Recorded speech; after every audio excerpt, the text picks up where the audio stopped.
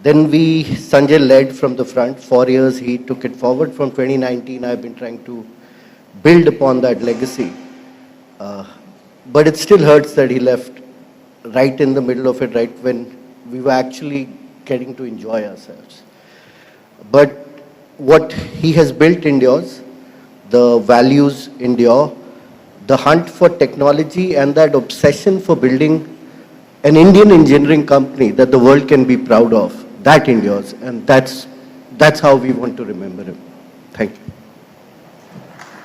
And Vivek, thank you very much for joining us here this evening, and thank you for the wonderful words that you shared with us. Thank you very much. Ladies and gentlemen, a big round of applause for Sanjay Kapoor.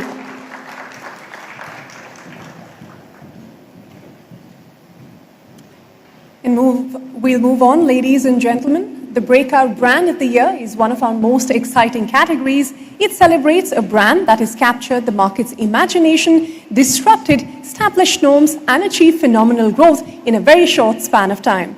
And this year, the Breakout Brand of the Year award goes to Rare Rabbit. Please welcome the founder and CEO Manish Poddar to receive this honor. A big round of applause, ladies and gentlemen, for the team at Rare Rabbit.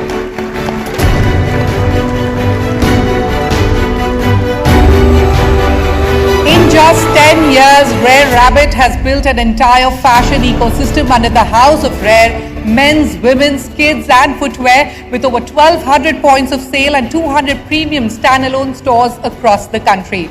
A homegrown label that has achieved what very few Indian fashion brands have managed at this scale. Manish, congratulations from all of us here at the India Business Leader Awards, and thank you for joining us. What has it taken to build Rare Rabbit over this past decade? Before I answer your question, thank you everyone here, CNBC. When I manifested 10 years ago to start a brand of fashion in India, I did not even emphasize that I will stand someday here. I would like to take this opportunity to tell Sir that manifestation has been so kind to me that my father on his dying bed spoke about you, and he said, "Kaam karo, bado ek din aayega ki Birla ji se award loge." And I cannot tell you what are the odds that I am standing in front of his family with him by my side and my father above and my wife, the CEO of my life, who is watching me, and you cannot even imagine why and how. It is unbelievable. And yeah, I think I don't mind giving this award back to him. So it just goes as a channel. नहीं, मैं आपसे बाद में ले भी लूँगा ताकि आपके हाथ से मिल जाए. So it is overwhelming. I submit this day to the word design. The sports lady who got an award, the energy people here, the business plans that we make, it's everything about design. We design the day, we design the year, we design a quarter, I seldomly design clothes, collars, garments, and prints and artworks, stores. The country has been the kindest country and the most opportunity-giving country to me, which has led me to, get accepted by such a large size of our economy and our people. They have accepted us in last 10 years. CNBC is 21 years old. I'm exactly half of... No, 21, yeah, this award. And I'm 10 and a half, just half of CNBC. And it's been a great journey. I submit everybody around us to follow one thing is design in everything that you do. It's a great place you've designed here as well. Congratulations again, Manish.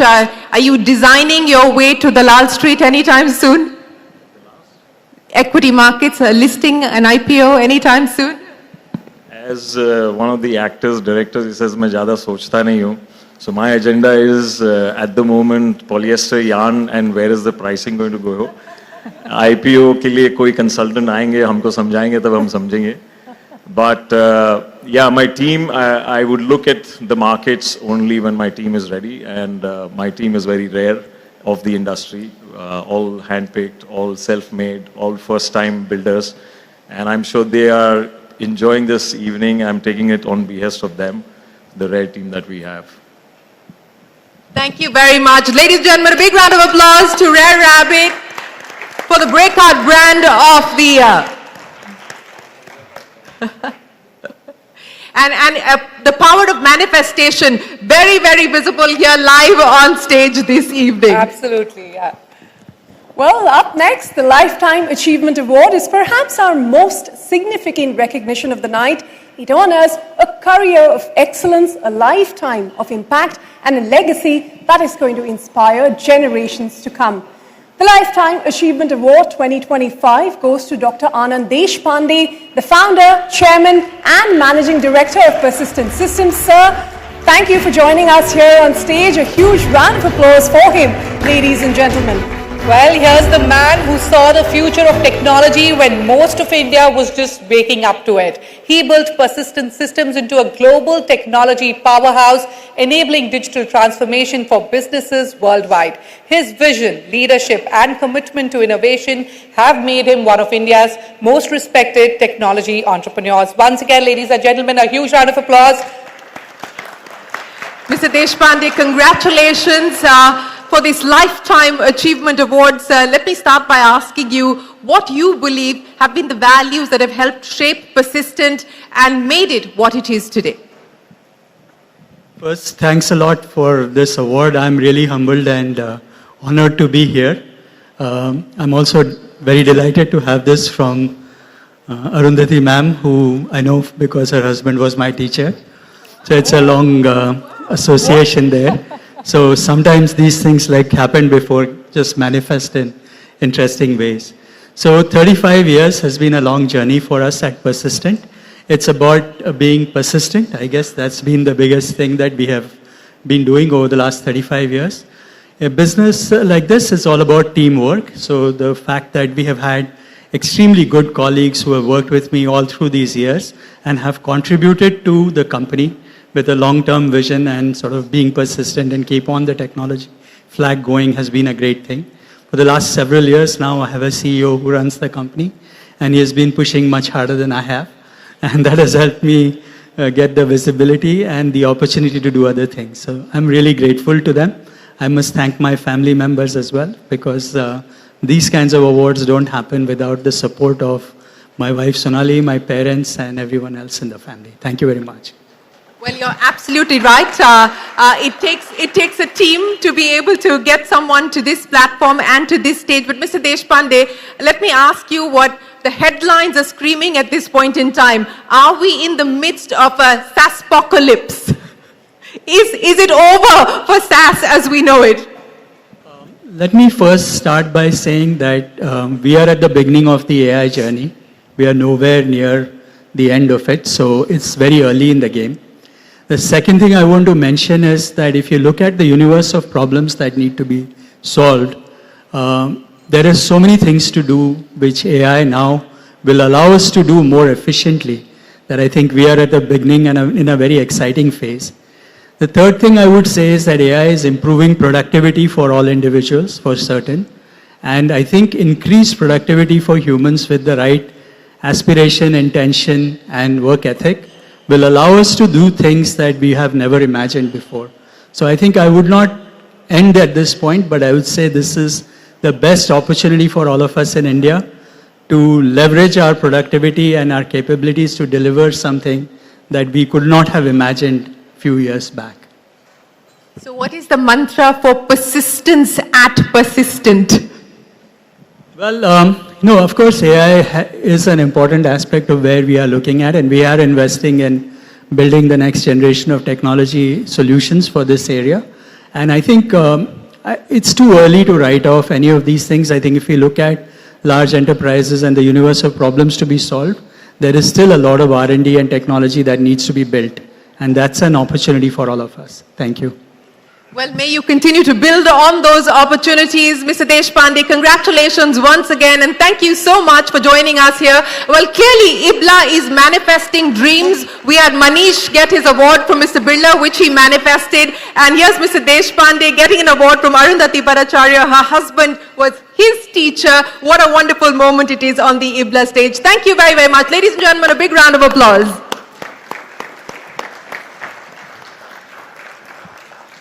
True public service often happens away from the spotlight in laboratories and testing ranges where dedicated scientists and engineers work tirelessly for national security and sovereignty. The Outstanding Contribution to Public Service Award this year honors an organization that has been India's defense technology backbone for many decades. The Outstanding Contribution to Public Service Award goes to Team DRDO, the Defence Research and Development Organization. We welcome Dr. Prateek Kishore, Distinguished Scientist and Director General, Armament and Combat Engineering, to accept this honor on behalf of every scientist and engineer who serves in silence. For over 6 decades, DRDO has driven India's indigenous defence capabilities, developing everything from advanced missile systems to next-generation combat technologies. Thank you for your service to the nation. Congratulations to the team at DRDO, sir. What an absolute honor to have you here with us. Take us through what keeps DRDO moving. What is the leadership in action mantra at DRDO to deliver excellence day after day? First of all, thank you very much for this award. I'll just summarize it. We are looking for self-reliance in critical defense technologies and aiming towards and contributing towards the Viksit Bharat 2047 goal of the Government of India. What next, sir? What is DRDO focusing on? We have to be alive to the challenges that are coming forth in the evolving technology spectrum, as well as the way the technology is being employed for the defense purposes. I'll rather leave it at that and let us focus on our work and contribute towards that. Well, the scientists are working in silence and you can see exactly that. Thank you very, very much, sir, for joining us, and congratulations to the team at DRDO once again for the outstanding contribution that you're making to public service. A big round of applause, ladies and gentlemen. Thank you very much for being here.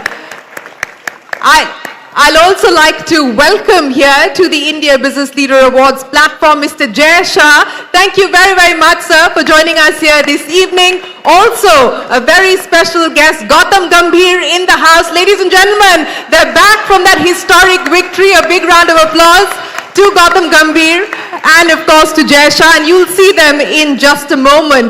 But let me also take this moment to welcome other leaders who are here with us. May I request Mr. Birla and Ms. Bhattacharya to take your seats. We will have you back shortly. Let me take this moment, since this is a conversation about leadership, it's a conversation about excellence, it's a conversation about design in action, in motion. We've got with us the Global CEO of Ferrari, who's here with us at the CNBC TV 18 India Business Leader Awards. So let me come across to you, sir, a big round of applause, the Global CEO of Ferrari right here with us. Thank you very much for joining us. What does it take to keep Ferrari motion and excellence day after day? I think that I heard some interesting comment from some colleague here. What does it take? A lot of good teamwork, a lot of right balance between keeping alive the tradition and looking at the future, innovation. And that's the reason why I came here with the team, because I believe that India offers good opportunity for our brand. It's a place where still today we are small, but we see a lot of love and passion for our brand. So that's the reason why I came here. Also because in my life, I was working for an high-tech company, so I was listening to the presentation of the colleague here. And I came in India in '98. You came to India in 1998? And the situation is... And did you fall in love with India then? Absolutely, yes. The food, the love, the people. In Varanasi, a lot of interesting experience, so it's always nice for me to come back here. So what is Ferrari's plan for India now? It's very simple. We want to be more, we want to grow here because we feel that we are very close to the Indian culture. I mean, Ferrari is basically an Italian company, and we see a lot of contact point between Ferrari and India. We want to be very close, more and more close. Our partner already here, some of them are here, did a great job. But we need to do a step further. The journey here started a few years ago. We need to bring a different level. That's the reason why I came here. How many Ferraris do you intend to sell in India? No. How many Ferraris do you think you can sell in India? We don't sell. We want the people to get in love with what we do. Okay? We don't want to sell. We want the people to get in love with what we do. And we are doing different kind of car. I mean, hybrid, thermal, electric. It's up to them. We do not sell. You talked about electric. What we are seeing at this point in time is global manufacturers moving away from electric. Most global manufacturers have dialed back on their electric plans. What do you make of that? Look, I think the reality is beautiful because each one has its own point of view. I respect their point of view, and I'm sure they respect our point of view. The Ferrari that will have full electric traction is called the Ferrari Luce, Rojni in Indian, okay? Yesterday I was in Varanasi, and I understood that the original name is Kashi, the city of light, and Luce means light. So we believe that what we did with our Ferrari Luce is something unique in any sense. And again, also there, it's up to the client that will be the judge of what we do. We did, I believe, something unique, but we are going to wait for the client to do and to appreciate what we did. And don't forget that a leader like Ferrari has the responsibility to dare. Because if a leader does not dare, it does not deserve to be called a leader. That's our point of view. But I fully respect the point of view of other guys. But what is your leadership mantra? What is a leadership mantra? It's very simple. Learn from everyone, everywhere, because so far I never met a person so ignorant I couldn't learn anything. In these 3 years, there is one thing that I learned a lot that is a good representation of the purpose of our company. And you say, Hoga kaise nahi. I think this is... That does deserve a big round of applause. Hoga kaise nahi. It's very nice because we say in English, we say we audaciously redefine the limit of possible. But Hoga kaise nahi, I discovered yesterday, I think is much shorter, is better, more effective. So this is what I learned in this trip here. Hoga kaise nahi. Thank you very, very much, ladies and gentlemen, the global CEO of Ferrari. Let me get a comment here from Anish Shah and from Mr. Sehgal as well. Hoga kaise nahi, Anish? How do you respond to that comment, and what do you do with that? Is that something that you drive within the company as well, the Hoga kaise nahi style? Shirin, India has been driving that now. India is on the global stage, and you see many Indian companies like Mahindra on the global stage competing with everyone in the world and delivering world-class products. And deliver world-class products. Do you have a rallying cry like Hoga kaise nahi to the team? Our rallying cry is think big, do less to focus on what you need to do and execute flawlessly. Flawlessly. I know Mr. Sehgal has many rallying cries, including one saying, "Don't do an MBA." But outside of that, Mr. Sehgal, Hoga kaise nahi? What is your response to that? He's got the knowledge absolutely in mind. But mother-son, we say we're a not yet company. Means, if you tell me, "Are you making this?" I say, "Not yet." Means I will make it. So I'm kind of same boat with him. Same boat with him. But many people don't know this, and some in this room particularly do know this, but many in the general public may not necessarily know how global Mother-son is, and you'll see Mr. Sehgal on stage in just a second. But what does it take to take an Indian brand truly global? Imagination. And I think Einstein said, imagination is more important than knowledge. So once you have that, go for it. Go for it. Imagination, stay curious and go for it.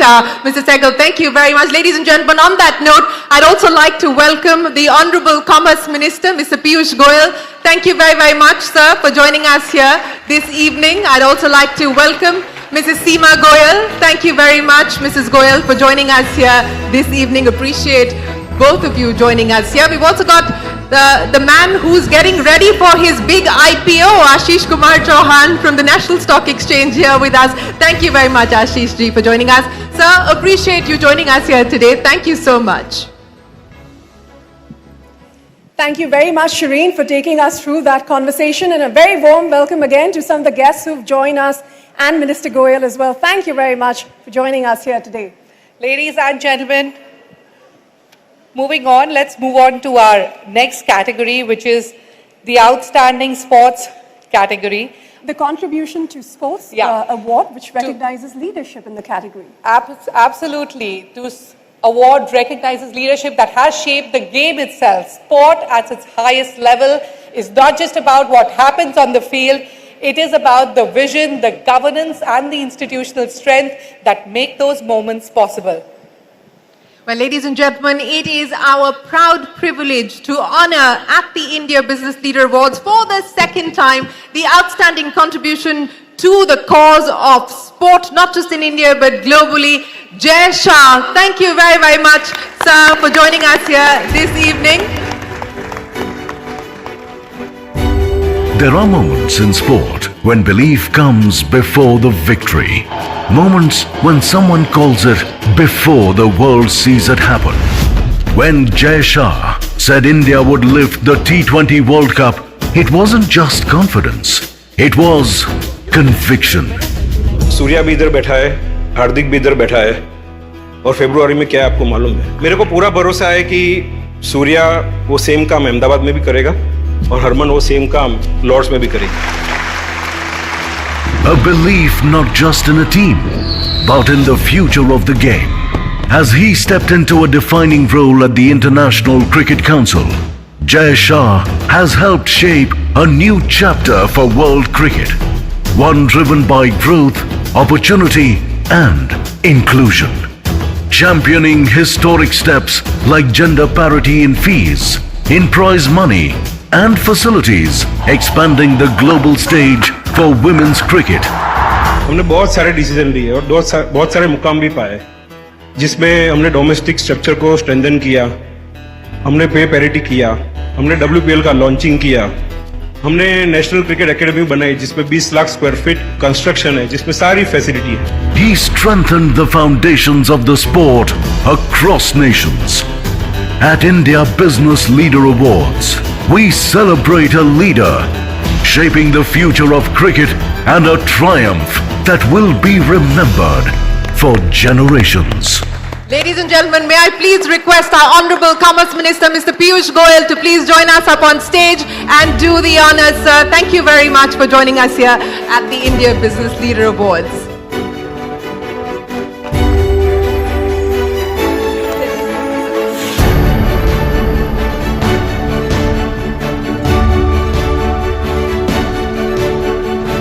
Ladies and gentlemen, a huge round of applause for Mr. Jai Shah.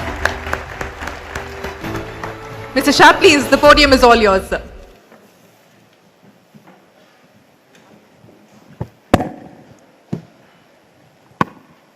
Good evening. Thank you, Piyush ji. Thank you, CNBC 18, for this honor and respect. And I would like to dedicate this award to all the athletes, especially women athletes who are working hard on the field.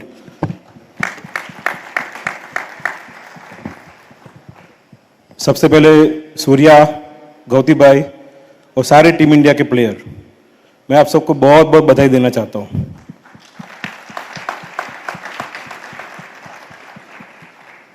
मैं team India के साथ साथ south African team और England team जो knockout के पहले एक भी गेम नहीं हारी है, उनको भी बधाई देना चाहता हूं. And finally finalist New Zealand cricket team, the way they perform, the way they work hard on the field, congratulations to them as well. वैसे तो मैं सार्वजनिक मंच में ज़्यादा जाता नहीं हूँ, लेकिन राहुल भाई हर बार मेरे को कुछ ना कुछ कारण से बुला लेते हैं. सो 2019 जब मैंने BCCI ज्वाइन किया और 2019 से 2026 ये 7 साल में टीम इंडिया ने 2 under-19 mains world cup, 2 under-19 women's world cup, 2 बार रनर्स अप WTC फाइनल में, 1 बार रनर्स अप ODI में, 2 बार कंसेक्यूटिव T20 में चैंपियनशिप और 2025 में चैंपियंस ट्रॉफी. ये बहुत बड़ी चीज है. आप सबको बहुत बहुत बधाई उसके लिए.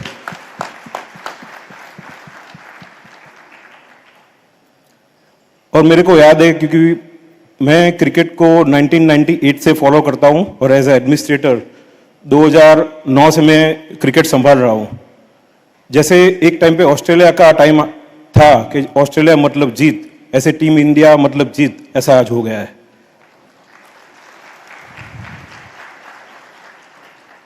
अब मैं इंटरनेशनल क्रिकेट काउंसिल की बात करना चाहूँगा। ये आईसीसी का वर्ल्ड कप इतना इम्पोर्टेंट था क्योंकि बहुत लोग आईसीसी का वर्ल्ड कप चालू करने से पहले चर्चा कर रहे थे ये टीम खेलेगी कि नहीं खेलेगी, वर्ल्ड कप कैसे होगा। लेकिन ऐसे आईसीसी का अध्यक्ष मैं आपको बताना चाहता हूँ कि ऑर्गेनाइजेशन से बड़ी कोई चीज़ नहीं होती है, कोई एक टीम से ऑर्गेनाइजेशन नहीं बनती है, सारी टीम मिला के ऑर्गेनाइजेशन बनती है। और आप सब जानते हो कि व्यूअरशिप में भी इस बार वर्ल्ड कप ने सारे रिकॉर्ड तोड़ दिए। First time in history we got 7.2 million concurrent views और नॉर्मल व्यूअरशिप तो सारे रिकॉर्ड तोड़ दिए। इसलिए ये वर्ल्ड कप बहुत महत्वपूर्ण साबित हुआ। और आप सेटबैक देखेंगे और सरप्राइजिंग, जैसे यूएसए ने पहली गेम में इंडिया को बहुत हार्ड टाइम दिया, नीदरलैंड ने पाकिस्तान को हार्ड टाइम दिया, जिम्बाब्वे ने तो ऑस्ट्रेलिया को हरा ही दिया और नेपाल ने इंग्लैंड को हार्ड टाइम दिया। इसलिए मैं सारे एसोसिएट को भी बहुत शुभकामनाएं देना चाहता हूं कि फुल बोर्ड मेंबर के सामने उन्होंने इतनी लड़ाई लड़ी। मैं फिर से गौतम भाई, सूर्या और ये मंच के माध्यम से सारी टीम को एक संदेश देना चाहता हूं क्योंकि ये मेरे 17वां साल है एडमिनिस्ट्रेटर के नाते। टॉप से बॉटम जाने में महीनों लगते हैं, लेकिन बॉटम से टॉप में जाने में सालों लगते हैं। आपको तो सिर्फ सस्टेन ही करना है, बहुत आसान है। इसलिए आप इतनी मेहनत करना, ऐसी तरह से आपको हर साल अवार्ड मिलते जाए।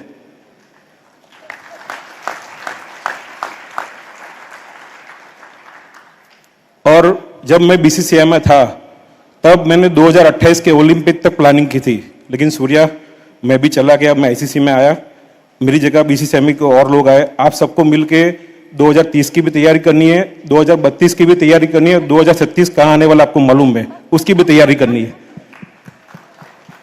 फिर से पीयूष जी आपका बहुत बहुत धन्यवाद। सीएनबीसी न्यूज़ 18 आपका भी बहुत बहुत धन्यवाद। जय हिंद, जय Bharat, Vande Mataram. Thank you very much, Mr. Shah, for joining us here. Ladies and gentlemen, a big round of applause. He set the agenda all the way to the 2036 Olympics. Thank you very much, sir, for joining us here this evening. Well, ladies and gentlemen, there is a saying in sport, champions are made in the hours that nobody sees. In the training sessions, the team meetings, and the quiet conversations that rebuild conversation and confidence when it matters the most. The Excellence in Sport Award recognizes the person and the team that creates those conditions. This year, the Excellence in Sports Award goes to Gautam Gambhir, the head coach of the Indian cricket team. Please join me in welcoming him on stage.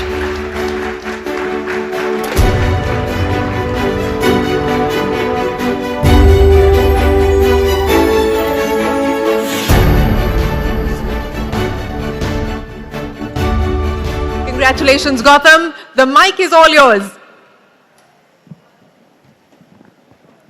Look, I want to thank TV18, I want to thank the jury, I want to thank Piyush sir as well, and most importantly, I want to thank Jai Bhai for trusting me with this job, obviously staying by me during my lows as well. I've seen a lot of lows during my tenure as well, so thank you for trusting me with this job. And last but not the least, I want to thank everyone in that dressing room who made me a successful coach. Jai Hind. Thank you very much, Gautam. Congratulations once again. Ladies and gentlemen, a big round of applause for Gautam Gambhir.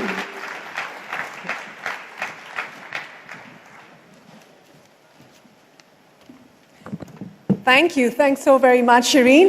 The Sports Leader of the Year honors someone who has defined what it means to lead in sport, not just through results, but through the way they play, the way they carry themselves, and the way they inspire others to be even better.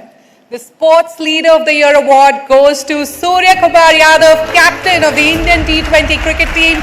360 degrees with the bat, ladies and gentlemen. Please welcome Suryakumar Yadav with a huge round of applause. Unflappable with the armband, and 6 days ago a World Cup winning captain in front of his home crowd. There is nobody quite like him in the world of cricket right now. Sky 360 degrees on the field, but let's get a full picture of it too. Over to you, Shireen. Thank you very much. I have to tell, yes, please. I have to tell you that there is a lot of very envious people in this room and those watching us online that I'm getting to do this interview with you, Sky. So congratulations once again. But let me start by asking you, at the start of the World Cup, what was the feeling? What were you telling the team? What was going on in the dressing room, especially on the final day? Obviously, we were very, very happy as we got to know that this event is going to be in India. We were very happy, at the same time nervous as well. If there's no pressure, we are not nervous, there won't be any fun in playing this sport. But as soon as we got to know that it's going to happen in India, everyone was excited, dressing room was happy. Yes, there was pressure, but then I think the dressing room was very, very happy that we're going to play in India. What is the captaincy mantra? What is your leadership style as a captain? You're a 360-degree player, but what is it that you believe is your true mantra for success and strength? I feel irrespective of what happens on the ground or on that field, when you come out of the field, you're just another man or you're just another woman when you're playing that game.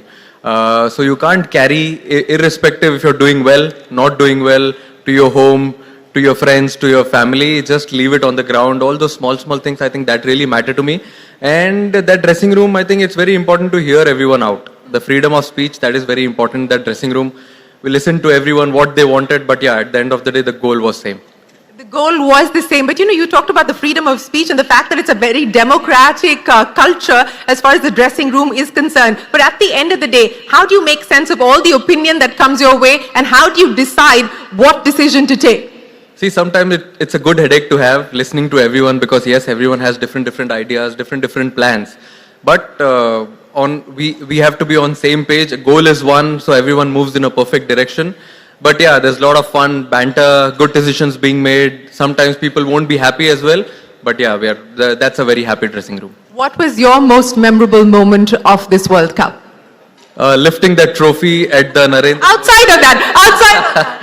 No, I mean, see, when you're playing this sport, you start such lovely tournament. Outside sport, there are a lot of moments when you see the family is happy, as he rightly said, the administrator's happy. I mean, seeing everyone happy is a very good thing. But yeah, lifting that trophy together in that lovely stadium, I think that was a happy moment. Mr. Shah has laid out the agenda all the way to 2036 on what needs to be done by the team. What's next? What are you working towards?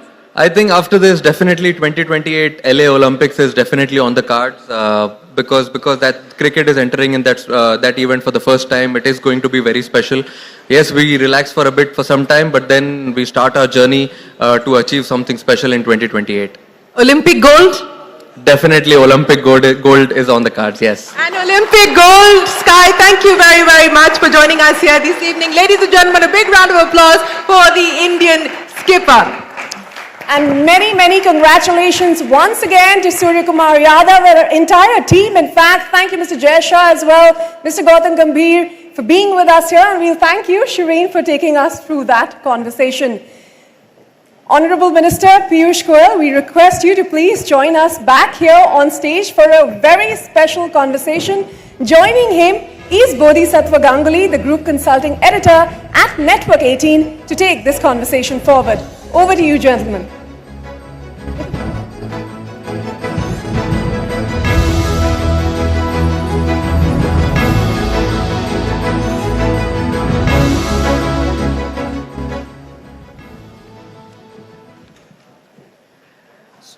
So Piyush ji, welcome once again to the CNBC TV 18 Business Leaders Awards. Thank you for taking out time for what must be a busy time for you as a minister. So you've clearly been the man of the match when it comes to signing a whole number of trade deals. There's the mother of all deals, the one with the EU, the FTA with the UK, and then the framework agreement which was announced early February, leading to the what was expected to be an agreement in March and April. But barely had the ink dried on some of these agreements, we have a big geopolitical crisis on our hands. So let me start with the what is most topical first.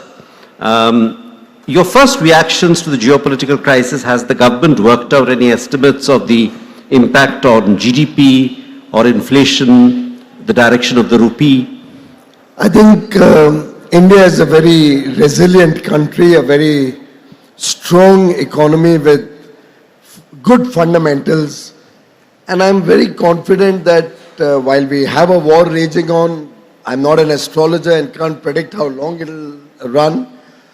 But my own sense is the people of India understand that this is a challenge we have to overcome. The people of India are ready and willing to work together with the government, find solutions. And I think what Prime Minister Modi has consistently guided all of us is to find opportunities in the crisis. Right. Whenever we faced a challenge, we've always been able to convert that into an opportunity. And I'm sure this will be a wake-up call for many of us. This will help us plan for a better future, a more self-reliant and resilient future. And my own sense is that there will be a certain shortfall in economic activity in the short run. Right. But we'll make up for that in the months to come. We'll continue to be the fastest growing large economy in the world for at least 2 more decades. And we are well poised to become the trusted partner of the world. Would you, specifically on the rupee which has been falling, any views on what we can do about that? I think it's a function of the confidence in the economic situation as we go forward. We've certainly seen that investments in any period of time, when there is a conflict or a war, usually look for safe haven. We've seen a lot of money flow into gold, for instance, and the import of gold and silver has shot up. Similarly, in such periods, you find that the flow of investments into the stock market, the confidence of the international investors who are otherwise looking for larger ticket investments in India gets delayed a little bit. And therefore, I do believe that while we are facing a stress on the rupee, my own gut feeling is, given our very robust reserves, and we have almost got 12 months of import equivalents as reserves in the Reserve Bank of India kitty, I don't see any reason for anybody to panic. I think the rupee will also bounce back in a more gradual fashion, possibly, once the war is over. Right. And specifically for exporters, have you been in dialogue with them? Have you? Yeah. Yeah, we are in dialogue with all our stakeholders on a daily basis.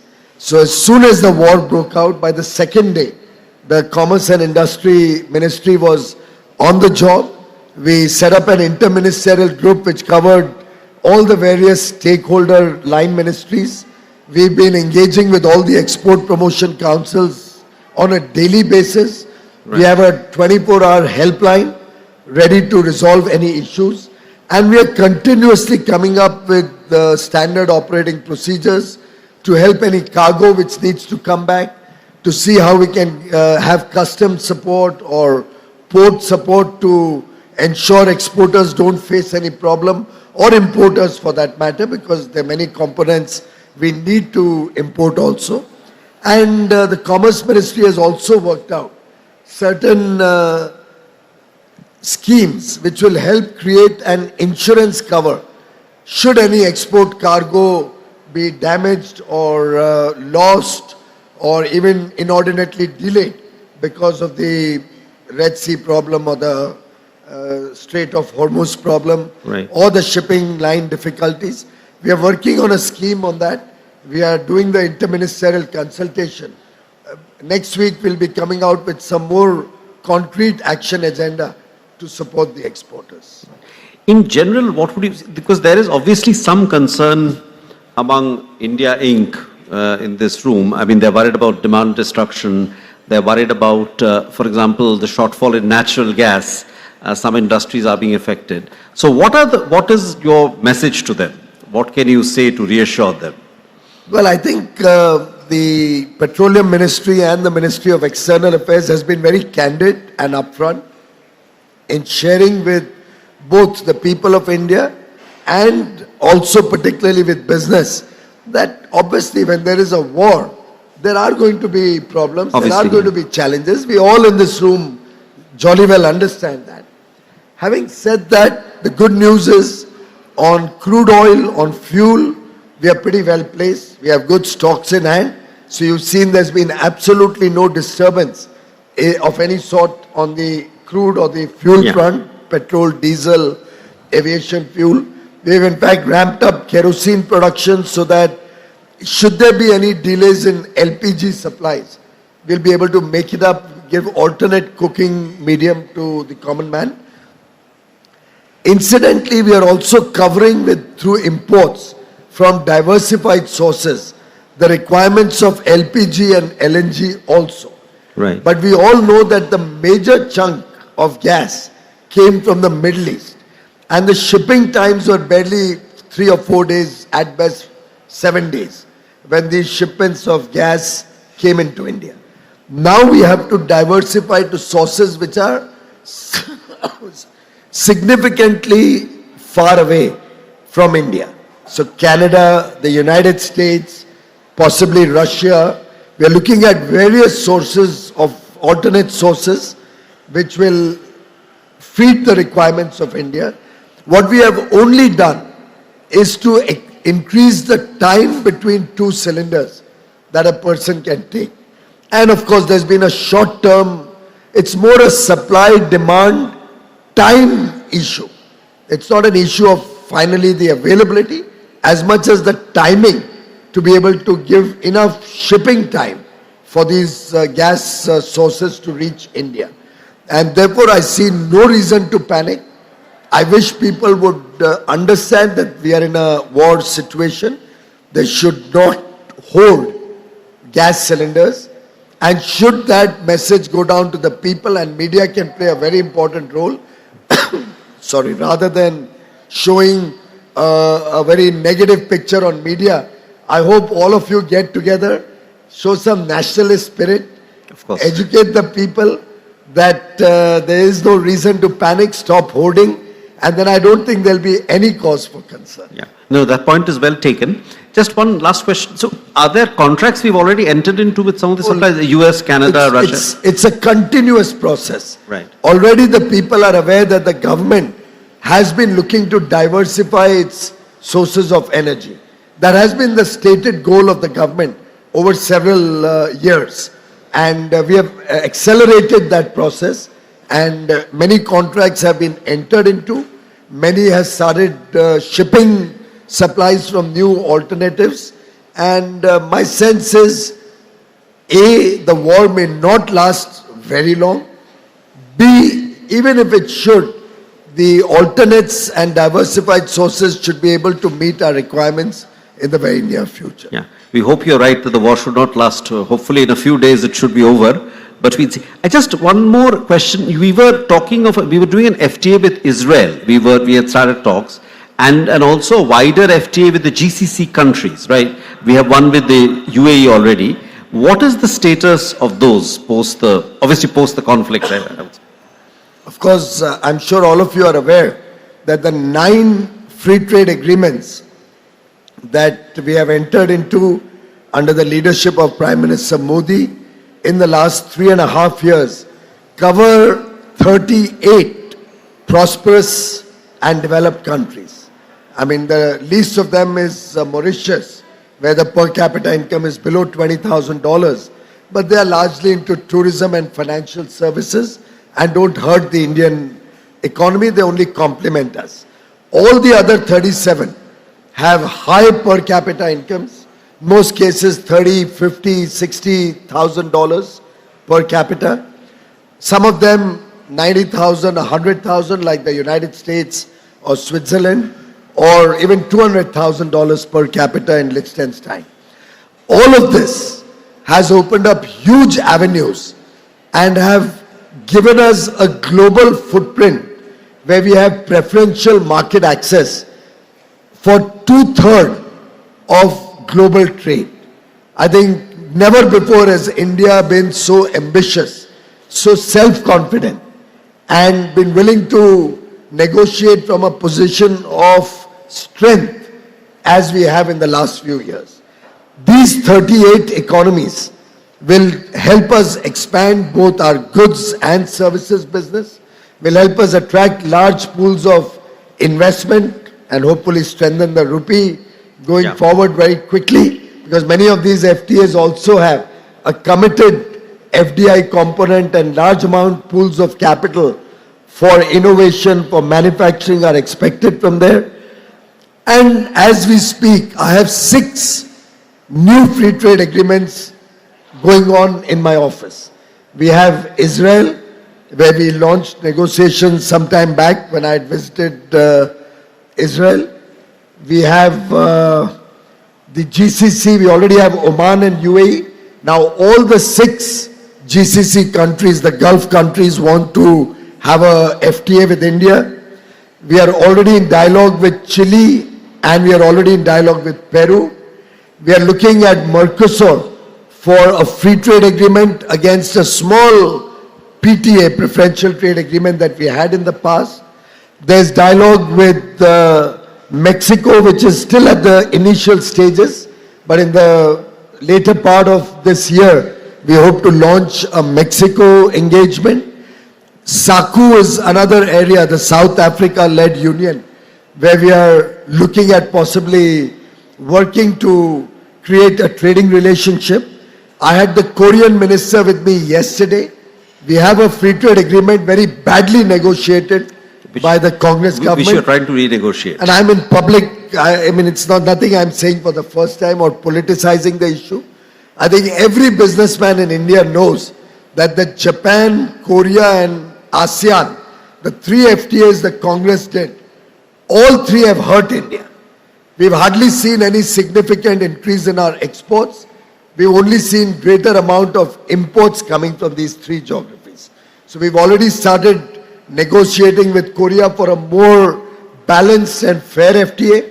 Yesterday also we discussed it with my counterpart. The ASEAN negotiations are at an advanced stage.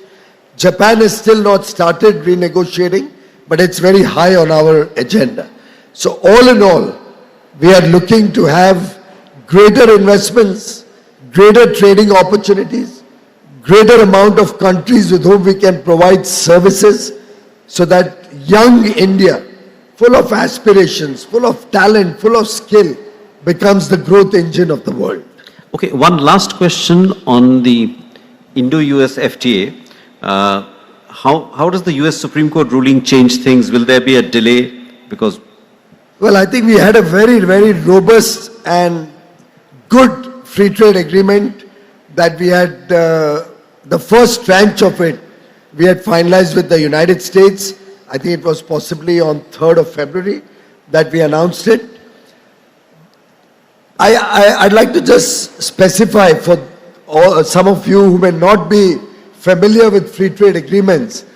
A trade agreement is about getting preferential access versus your competitors. The absolute tariff does not matter. The important thing is, do you have a preferential market access compared to your competition? And I must share with you, the US agreement gave India the lowest import duty into the United States compared to all our peers, all our competitors, whether it's Indonesia, Malaysia, Vietnam, Philippines, Bangladesh, Pakistan, all the competing economies. If you go to see, we had the best rate amongst all. Apart from that, we had a number of products where we would get 0 duty. So giving us a great opportunity to expand trade with the US. We had also been able to negotiate with the United States, going forward, significant access to technology, significant access to data center equipment, which would lead to huge investments coming into the country. All in all, the first tranche or the interim agreement that we were looking to finalize was very good for the economy. Of course, the Supreme Court of the US has ruled against the executive powers of the president, due to which the preferential part of our engagement has been lost. And therefore, we are in dialogue with the United States to see how they will once again give us a preferential market access, which is better than our competitors, so that we can finalize the free trade agreement. We stand by the free trade agreement. Please don't carried away by some news reports that I saw probably yesterday. That's right, yeah. From some foreign news agencies. Half the times I would actually urge you that what you read in some of these news agencies, please do not believe. Only believe what the government or the official media tells you. Fortunately, organizations like CNBC, TV18 at least call us up to confirm any news that they are going to play, whether there's merit in it or whether it's a fake news. What you saw yesterday in a couple of foreign agencies was completely fake news. Which talked about India stands by the trade agreement. We are looking to rebalance to get back our preferential access compared to our competitors. Our teams are in continuous negotiation and we'll hopefully finalize it soon. One thing I'll take the opportunity of sharing with all of you. India today, when we finalize a free trade agreement, whilst we have significant offensive interests, which we are fighting to get a bigger market share or bigger pie for our businesses, for our farm produce, for our fish produce, for our MSMEs to flourish, at the same time, we protect sensitive sectors where we do not give preferential market access in India when we finalize a free trade agreement. So for example, with the US, all GM products will not be allowed entry into India, which means almost 90 or 95% of American major crops are just not allowed entry into India. Right. So whether it's corn, whether it's soy meal, whether it's rice, wheat, millets, some of the pulses, many items which we are self-sufficient in, there's no market access that we have given. The only access given is areas where we are currently importing or we do not threaten our farmers.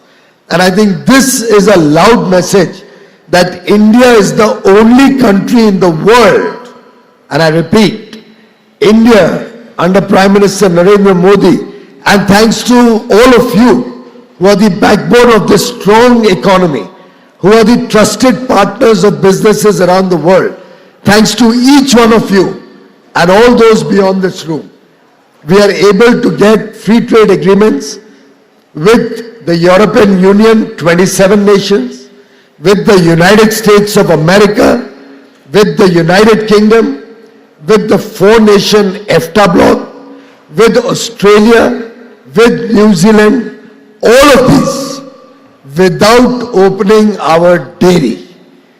None of these countries has ever done a free trade agreement which did not have market access in dairy. India is the one country, thanks to the strength of all of the 140 crore Indians, the fact that we are the most trusted partner in the world today. The world wants to do business with India. The world wants to have India in their resilient supply chains. Because of that, all 6 of these geographies, all of Europe, all of the Oceania region, the United States, all of them, we have not opened our dairy and safeguarded the interests of millions and millions of farmers, our fishermen, our animal husbandry players, our MSMEs, our women entrepreneurs, and yet opened up huge opportunities, whether in the textile sector, whether in handlooms and handicrafts, leather, footwear, pharmaceuticals, chemicals, automobiles. The world is now our stage. And I think all of us need to get out of our cozy comfort zone, need to look beyond the 1.4 billion Indian market, because as the economy grows from $4 trillion to $30 trillion when we celebrate 100 years of independence, these global engagements and focusing on internationalizing our businesses is going to play the most important role. Thank you. Thank you, Piyush ji. That's a good note to wrap up. Thank you.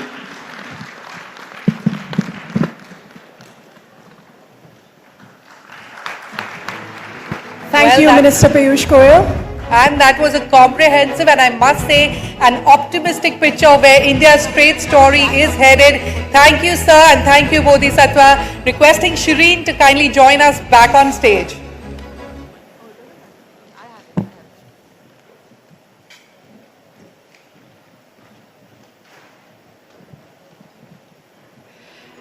Ladies and gentlemen, tonight is also special as we mark a moment of change at CNBC TV 18. After 26 years, we say goodbye to the CNBC Peacock. It has been much more than just a logo. It's been a daily reminder of what we stand for: accuracy, insight, and actionable information. So while we embrace a new signage, our identity remains enduring. With this new logo, we start a new chapter, an upward arrow, simple, bold, and deliberate, a symbol of the direction that the network is headed. It is a fitting emblem for a brand that's always believed that the best stories are the ones still being written, and tonight we are here to write another one. May I request the Honorable Commerce Minister to please join us on stage and do the honors and unveil the new CNBC TV 18 logo. That's the one you have to look for when you're using the remote control to find us.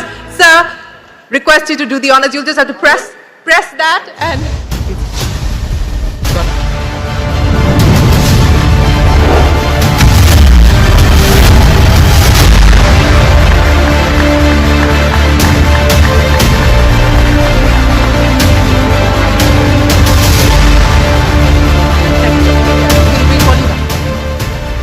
Well, that is the new logo, and that is what you need to look for when you look for CNBC TV 18 on your television screens, and of course find us online as well. Shruti and Ritu, like to have you back, please.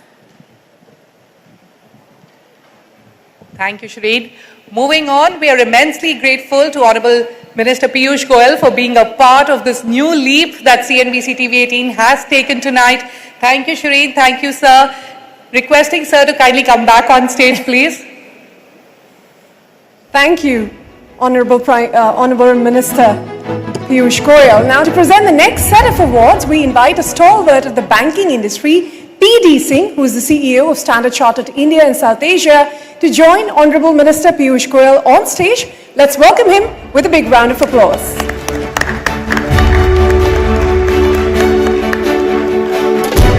Moving on, our next category, the Young Turk Startup of the Year, celebrates audacious ambition backed by flawless execution.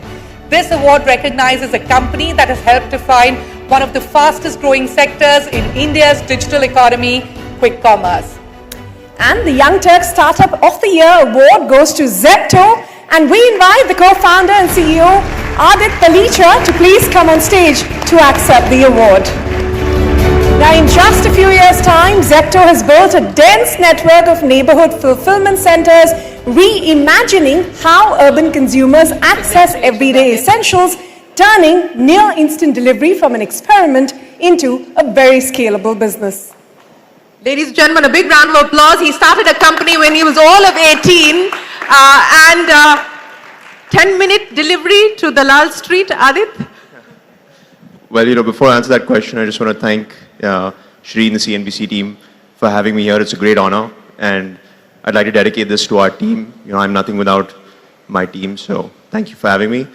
On that, I think, we've already mentioned we're in quiet period, so and there are lots of, stakeholders from the government here, so I'll make sure to, maintain compliance to that quiet period, but thank you. We appreciate and we're sensitive to your quiet period, but Adit, before I let you go, what has it taken to build Zepto, and what is the grand vision? What's the grand plan from here on? Look, I think, although from the outside our business might look, very interesting, 10-minute delivery, consumer internet, the reality is that we're actually in a paisa by paisa business. It's all about, deep cost execution, driving operating leverage within the same inputs of our supply chain, getting more and more margin leverage. So it's a, basis point by basis point execution business. So it's just about, keeping your heads down, day to day running the business, and driving the needle, a little bit here and there. I think for us, we feel like if we can get to, enough scale and drive our cost structure to a low enough point over the next, couple of years, I think we have a real shot at building a, exciting, dynamic, generational company in India. And hopefully, what keeps us motivated as a team is that, why can't we build an internet and e-commerce company as good as the global best? There are, world-class companies out there that have created, amazing stories in capital markets that have driven growth in their respective countries for decades. Companies like Amazon or Mercado Libre or Coupang, across the world. So if we can do that, we can be a great story of Indian excellence in internet, then, we'd be happy to be a small part of our growth story. So that's the thinking.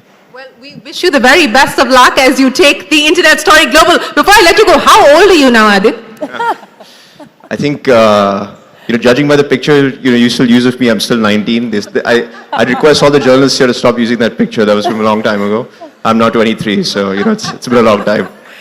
The Young Turk Startup of the Year, all of 23, Adit Palicha and the team at Zepto. Congratulations and thanks very much for joining us. Well, Adit, at this age, the scale is truly remarkable. Many, many congratulations to the entire Zepto team. A real young Turk there. Well, some leaders don't just build companies, they build Brand India. The Outstanding Contribution to Brand India Award recognizes someone whose work has elevated India's standing in the global business community. The Outstanding Contribution to Brand India Award goes to Vivek Chand Sehgal, the chairman of Madison Group. Please join us on stage, Mr. Sehgal. Thanks very much, and let us give a big round of applause to welcome him onto stage, our winner tonight, Mr. Sehgal. Over the years, he's built the Madison Group into a truly global enterprise operating in more than 40 countries today. In automotive components, his company competes with and often beats the best in the world, proving that Indian companies can lead and not just follow. Well, ladies and gentlemen, a big round of applause for Mr. Vivek Chand Sehgal, a company that was started in 1976, quite literally by him and his mother, and today is operating across 50 different countries or 40 different countries with a plethora of acquisitions that they've done. And taking forward what we just heard there from the Commerce Minister, Mr. Piyush Goyal, Mr. Sehgal is a true embodiment of what the Commerce Minister was talking about, of Indian companies looking to global markets. How did you get it all done, sir? Oh, it's a long story, 50-year-old story. But I think the cornerstone of Mother-Son is BY. Buy yourself, beat yourself. You don't have to compete with anybody. Just keep listening to the customer and do the right thing, and you're there. Well, that's a nice new one. BY, beat yourself and be by yourself. But, to all the entrepreneurs who often look at global markets with some degree of trepidation, and especially in the volatile times that we live in, what is your mantra for going after newer and newer markets and also doing it via M&A? I think the key is the customer. The customer actually calls us and tells us, please take over this company. I need this company to survive. There are many problems in the world, and all the disruptions actually have a lot of casualty. But the customer says, please focus and make sure that this company survives. So we've done 52 acquisitions and still counting. We just closed one day before yesterday. So why not? We are what the customer wants us to be. 52 acquisitions. Let that sink in, ladies and gentlemen. 52 acquisitions is what Mother-Son has done. You just told us you're a not yet company. You're already in automotive, you're in aviation, you're in electronics. What's the next not yet opportunity that you intend to focus on? I'd leave it to my customers. My customers are all here, and they tell me what to do, and we just do. Well, we'll just do it. Thank you very much, sir. Thank you so much for joining us here at the India Business Leader Awards. The team at Mother-Son taking Brand India Global. Big round of applause, ladies and gentlemen. Many congratulations, Mr. Vivek Chand Sehgal, on your outstanding achievement and for putting India firmly on the global automotive map. Moving on, the Outstanding Company of the Year recognizes an organization that exemplifies excellence across every dimension. This year's winner carries a legacy of over 7 decades but remains as relevant and dynamic as ever. The Outstanding Company of the Year award goes to Mahindra and Mahindra. Please welcome Dr. Anish Shah, Group CEO and Managing Director of Mahindra and Mahindra, on stage to come and receive this honor. From tractors to SUVs, farm equipment to aerospace, they've demonstrated that diversification backed by excellence creates some enduring value. Dr. Shah and the entire Mahindra Group, members who are present here, thank you so much for joining us here on stage. I don't know if we have a big enough stage. Ladies and gentlemen, a big round of applause for Team Mahindra for joining us here at the India Business Leader Awards. Congratulations. Anish, congratulations. I'm going to let the minister give you your trophy before I speak with you. Ladies and gentlemen, a big round of applause for Team Mahindra.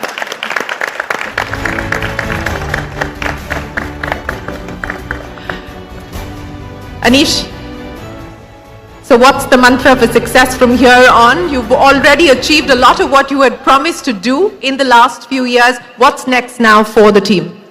So Shireen, I want to first start by thanking the jury for this very, very prestigious award. I also want to say that a Company of the Year takes many decades to build.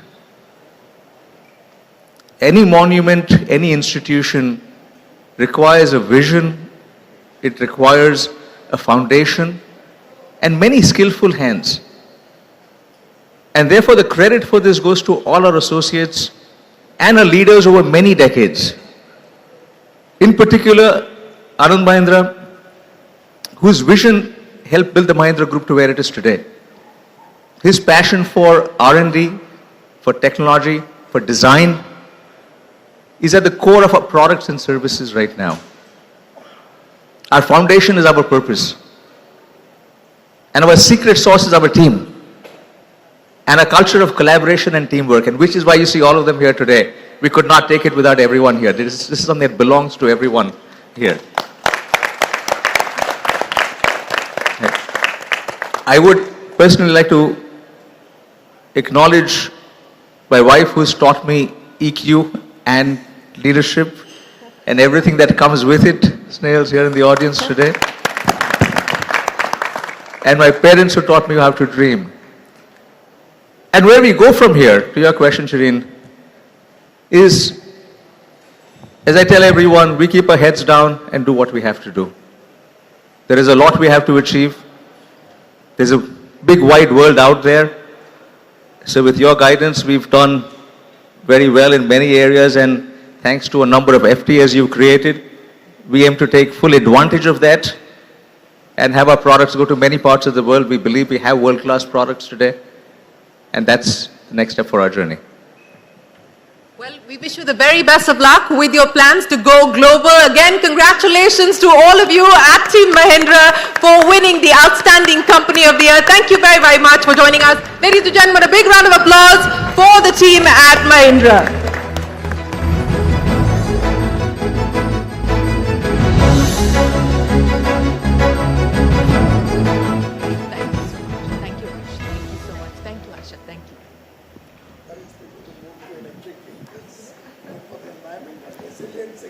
Well, and now our highest business leadership recognition for the evening, the Entrepreneur of the Decade, honors someone who has shaped an entire era of Indian enterprise. Ladies and gentlemen, the Entrepreneur of the Decade is Kumar Mangalam Birla, Chairman, Aditya Birla Group, one of India's most respected and diversified conglomerates.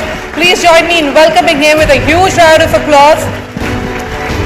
Mr. Birla's leadership has been defined by strategic vision, ethical governance, and deep commitment to nation building.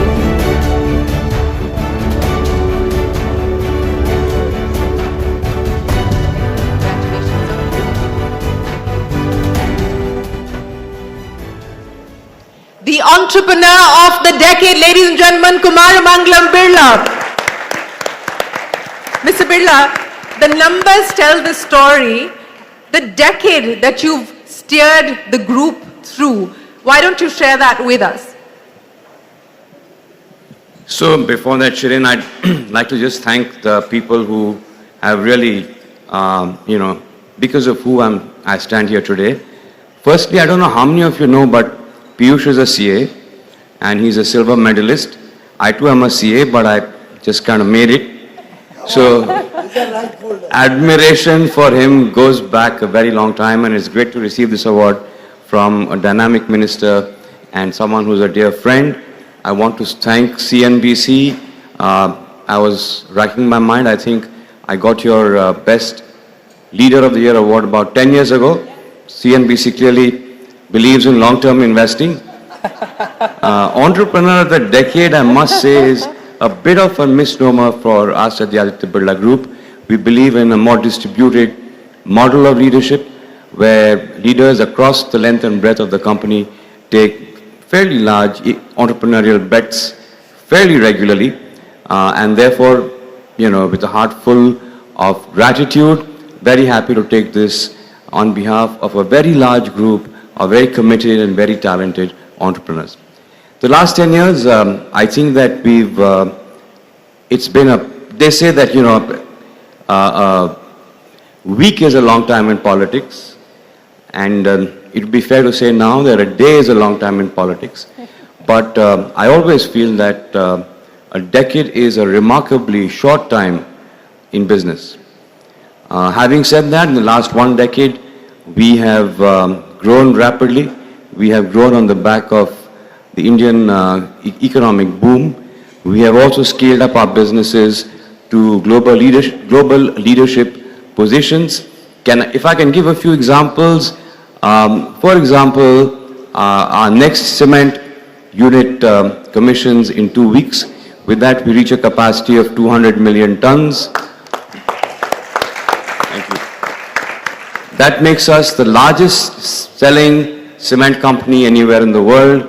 It also makes us the cement company with the second largest capacity anywhere in the world outside of China. That's a matter of great pride for all of us. A large part of that growth has come in the last 10 years. In September this year, we commissioned a new rolling and recycling aluminum mill, which is in Alabama in the US, at a capex of $5 billion. It's the largest investment that the US has seen in the aluminum sector in the last 40 years.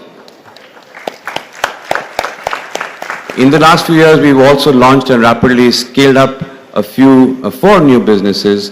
One in particular is in a sector that has been thought has been pretty unassailable so far, which is paints. And I'm very happy to share with you that at the end of the first year of operations, we are number 2 in terms of capacity and number 3 in terms of market share. In this 10 years, we've also incubated some other businesses which are pretty much in sync with global megatrends. And we see the group as a very valuable growth platform with a unique mix of scope and strength. Mr. Birla, you gave us a very quick snapshot of the decade gone by, but let me ask you about the decade ahead. And we have the next generation of the Birla Group right here with us as well. What is your message to them? What is it that you believe you would like them to take forward in terms of legacy, direction, and how different is the Birla Group going to look 10 years on? I think that's a great question, Shirin, but they're the right people to ask how different it will look. I feel very happy about the fact that they're solid human beings. They understand and respect and treasure the values of the group very deeply. I see that in the work that they do on a day-to-day basis. I think that's the core of their DNA as well. I'm sure that all of us combined are looking at new businesses that are in keeping with what's happening in the world around us. Like I said, we built a growth platform which has a unique mix of scope and of diversity of businesses. We've always been a conglomerate at a group level. So I see us investing in some businesses which maybe 5 years ago we wouldn't even have thought of getting into. Well, we look forward to hearing more from you and them on that. Let me end by asking you, Mr. Birla, something that your father said to you when he was handing over, in a sense, the reins to you. That has kind of been the compass that has helped you steer the group to where it is today. There's one thing, Shirin, that I never forget. In some context, he said to me, no shortcuts. You've got to, go through the entire 9 yards. I tell that to my kids as well, and I'm very happy that they don't believe in shortcuts. I think that's a great mantra for life, for your personal life as well as your professional life. Mr. Birla, congratulations. Ladies and gentlemen, the entrepreneur of the decade, Kumaramanglam Birla, a big round of applause. On that note, may I request all the other winners to join Mr. Birla and Mr. Goyal on stage. We're going to get all the winners back, sir, for a quick photo opportunity. May I request all the winners to please come back up on stage for a quick photo opportunity as we close out the 21st edition of the India Business Leader Awards. Could we have all the winners up on stage, please? Keep the applause going, ladies and gentlemen. This is the grand finale. You're seeing them all on stage for one last time this year together. As we have all the winners join us here on stage, and I request each one of you to please make your way here for the photo opportunity. I'd also like to thank all of you here for being in the audience, a wonderful audience tonight. And thank you to every leader who's on stage as well. For our partners as well, the presenting partner, Standard Chartered, associate partner, Reliance Industries Limited. All of you, thank you very much for making this a wonderful evening for all of us here at CNBC TV 18, and a huge congratulations to all of the winners for tonight. May we have another round of applause? Huge round of applause, ladies and gentlemen. One last time, all our winners on stage.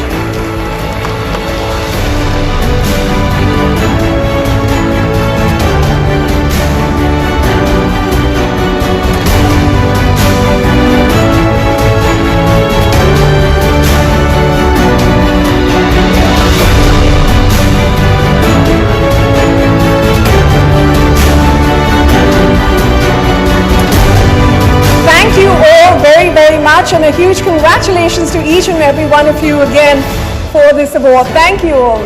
Request you all to kindly proceed for dinner. Thank you and have a good night.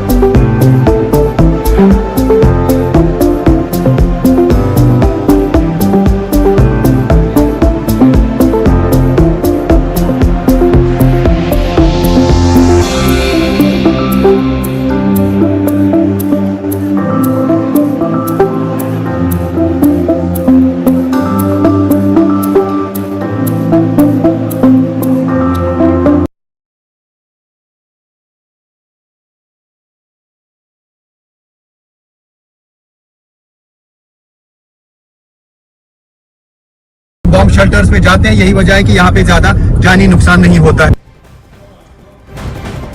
और देखिए तुर्की ने एक साथ कई धमाके